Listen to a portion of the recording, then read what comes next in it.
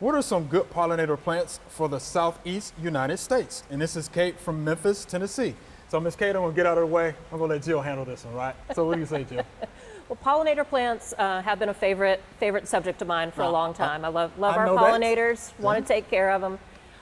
Best is going to be our native perennial plants. They're the ones best adapted to this area and to our pollinators in this area.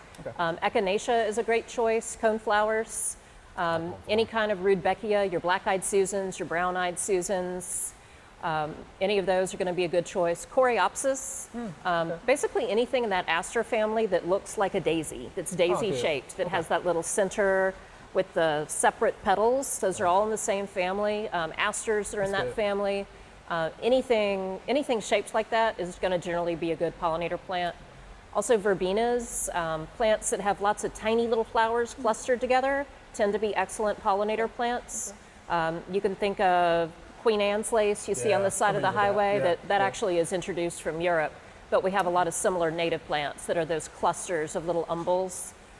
Dill and fennel, when you let them go to seed, have those clusters of tiny little yellow flowers, and you'll see pollinators just all over them.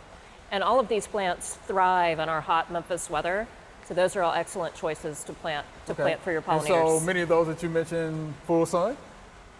Full sun, yeah, they are indeed.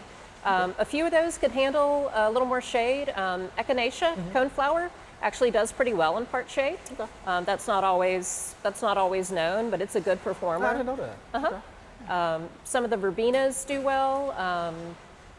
Yeah, there are a number of things. You have to look a little harder for the part shade plants, but they're out there.